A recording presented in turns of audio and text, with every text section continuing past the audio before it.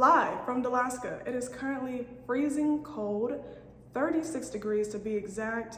There is a plethora of black ice on the roads right now, and Texas is just waiting on the sun to melt all of it. Back to you, Chad. First off, please tell me why it was this much snow and all of Dallas was shut down. I went to the grocery store on Monday night. No more milk. Eggs gone. Chips gone. Ice cream gone.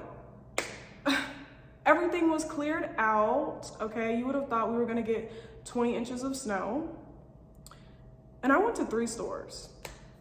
Milk and eggs gone. Also, I've been here for 2 years now in Dallas, and it has snowed both years, specifically in February. So this rumor about it doesn't snow in Dallas, yes it does. It does, a little bit, but it does.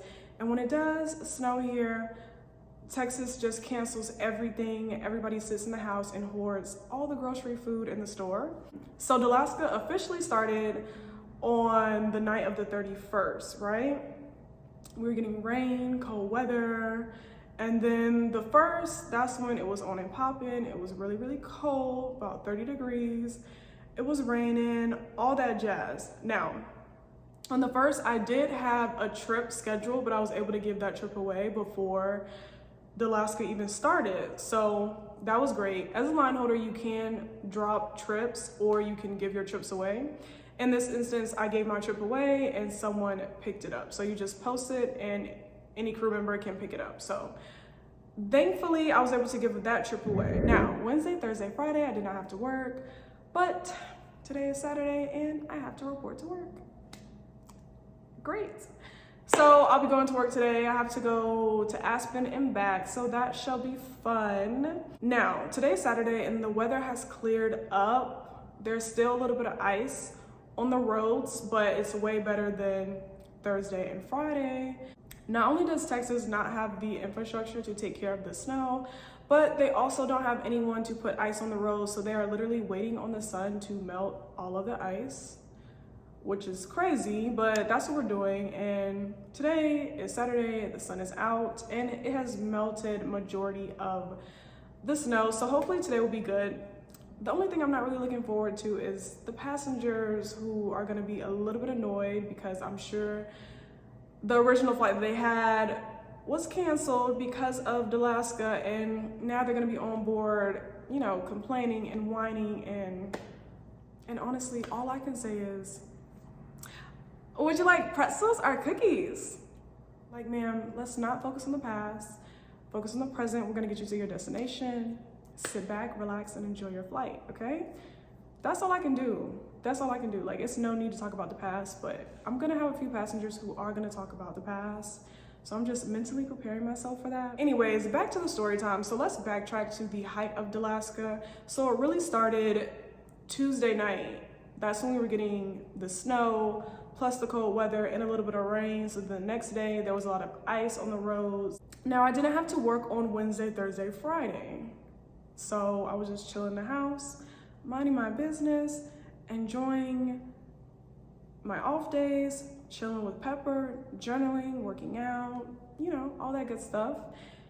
Thursday comes and I get a call from crew support around 6:30 p.m. Now I'm looking at my phone, I'm like, I don't know why y'all calling me, it might be a mistake. When crew support calls, it's never a mistake, but I just let it ring and I was like, you know what, I'll just listen to the voicemail. Side note, if you're on reserve, I highly recommend always answering the phone just so you can just notify right then and there. But if you're on reserve and you don't answer the phone, you can self-notify within 10 minutes. If you don't self-notify, the rule is you're fired. However, and I say air quotes because I know one person who actually did not self-notify within the 10 minutes. They also didn't answer the phone because they were asleep. Long story short, they said that the report time was like 4 p.m. They finally got up around 1. And however, crew support called them like an hour ago. And everything ended up working out. They self-notified and it was fine. However, do with that information what you will. I say answer the phone are self-notified within 10 minutes. So you're good, especially if you're on probation. If you're on probation, you don't have time to be playing around. Do your job and do it correctly. And if you're off probation, you still need to do your job and do it correctly. So do as I say, not as I do, and answer that phone, okay? Now, those rules apply if you are on reserve. I'm a line holder this month, so the rules are a little different, okay? I don't have to answer the phone, and I don't know why they call. Now, crew support calls me, they leave a voicemail, I check it, it says, hey, we know that you're off today, but we wanted to know if there's any way that you could help us out tonight. We have a stand-up going from Dallas to, I believe it was Lake Charles, Louisiana. We wanted to know if you can help us out, give us a call back if you're willing to work this for us. Not only did they leave me a voicemail, but they sent me an email and they said that they will pay me 150% more than I would typically get paid for the trip. So basically that's like my pay times 1.5. Mind you, crew support called me at 6:30 p.m. The showtime for this stand-up was gonna be 10 p.m. Now, if I was a rookie, of course, this sounds good. I'm gonna make extra money. It's a quick there and back, yada, yada, yada. And I have the opportunity to negotiate even more because at this point, if they're calling me while I'm off work, they're desperate. So use that to your advantage and try to get a little more money or try to get another day off or try to do whatever you wanna do at this point because they need your help. However, because we were in the thick of Alaska, I looked outside my window, I saw nothing but snow, rain, and black ice. At that point, I had to make the executive decision that it doesn't matter how much I'm getting paid, it is not worth risking my life to drive on black ice in the dark, okay? It's gonna be nighttime, so it's already gonna be harder to drive, plus it's raining, and there's black ice. That's just one too many red flags that I have to worry about where I can potentially get into a wreck on the way to work and then I'm not even able to work the trip. I may potentially get injured. Anything can happen on that ride to work. And I just don't want to put myself in jeopardy just to get extra money, you know? It's not worth it. So the first thing is driving to work in horrible conditions. Didn't want to risk that. Number two, even if I did make it to work safely, it's freezing cold outside, okay? And I could get sick. So yes, I may have received more money to do this trip, but now I'm sick and now I'm gonna have to take off for the upcoming trips so I can get better. Number three, because we're in the middle of a ice winter storm, I may be stuck in Lake Charles, Louisiana. That means I need to have food for days to compensate for the time that I'm gonna be stuck in another area versus if I was at home and I have food in the house. So when I think of all of these scenarios of what may happen, it's not worth the money. For me, it's not worth the money. So I was like, you know what?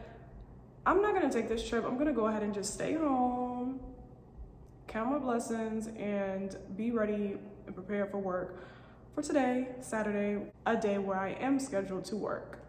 And I wanted to hop on here and just share this with you all because sometimes when crew support calls you and they need help, yes, it does sound good. They're gonna give you extra money. Sometimes it even goes up to 200% more than your average pay, which sounds so good. Whenever crew support calls you on your off day, you always have to ask yourself a couple questions before you just pick up a trip.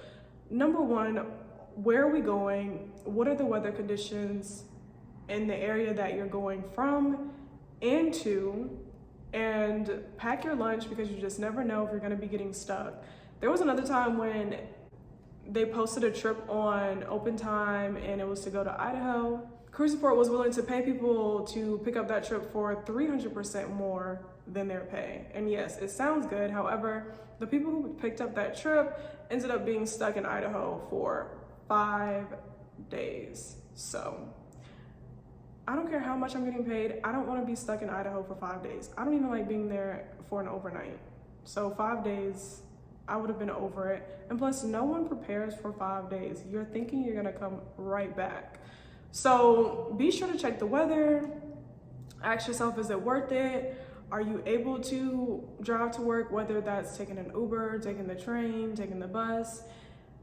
Are you able to? So you definitely want to check on that first. If you are using public transportation, be sure to make sure you're able to get to work before you pick up a trip, so you don't have to waste any of your emergencies if you're not able to make it to work because the public transportation may be closed or not accessible at the moment due to the weather.